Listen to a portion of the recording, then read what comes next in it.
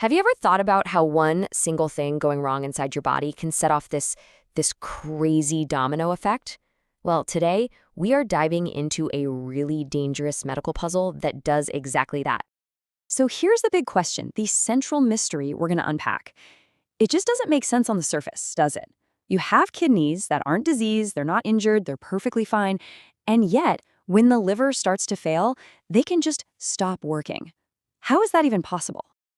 Well, this condition has a name, hepatorenal syndrome, or HRS for short. And the name itself gives you some clues, right? Hepato for the liver and renal for the kidney.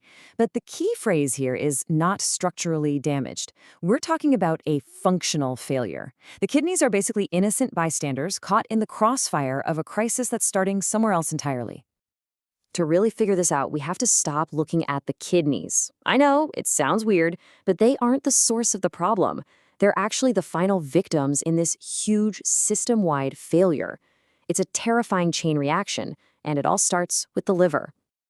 So it turns out the real culprit here isn't a kidney problem at all, it's a massive plumbing problem. The whole body's circulation is in crisis. See, when the liver fails, it kicks off this cascade of events that just throws your body's entire blood pressure regulation system into complete and utter chaos. Okay, so let's walk through this domino effect step by step. First, you have severe liver disease. That's domino number one. This causes the blood vessels all around your gut to widen, like dramatically. It's called splanchnic vasodilation. Think of it like a giant internal leak where blood just starts pooling away from where it needs to be.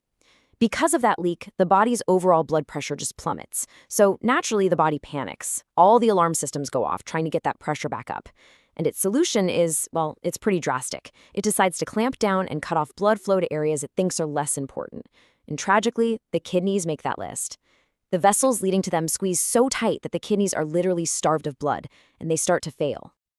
You can see why this is such a nightmare for doctors, right?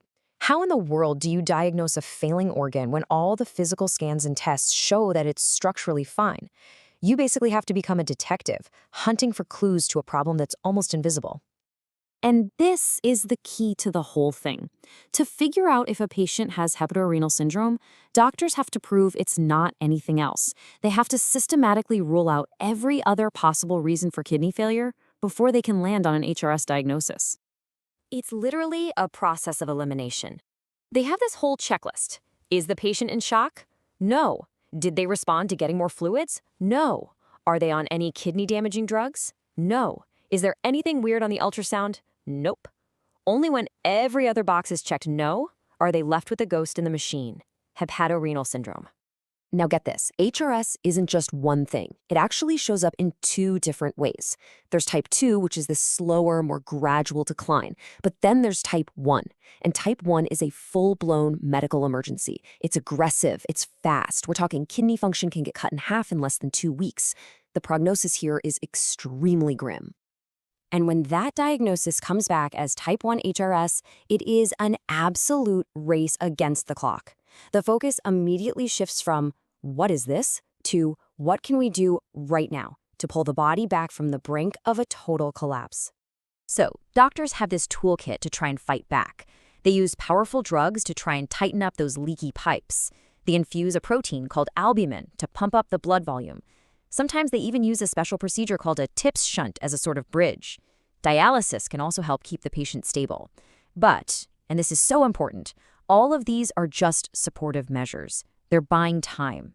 They don't fix the root cause. Because to truly solve this puzzle, you can't just treat the symptoms. You have to go all the way back to the beginning.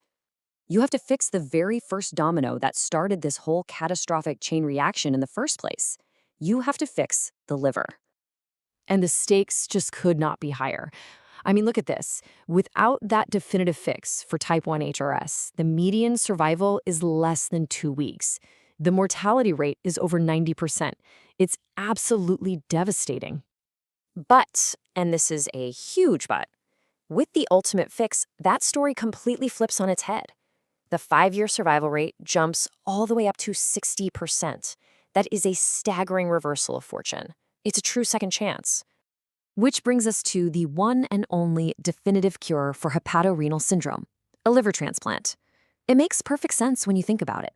Since the kidneys were never the real problem to begin with, you put a new healthy liver in and you effectively hit the reset button on the entire crisis. The circulatory system stabilizes, blood pressure goes back to normal, and blood flow finally returns to those starved kidneys, letting them wake up and do their job again.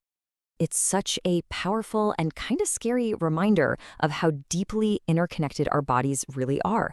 The fate of one perfectly healthy organ can be completely dependent on another one miles away. It really makes you wonder, doesn't it? What other hidden life or death connections are at work inside of us right now?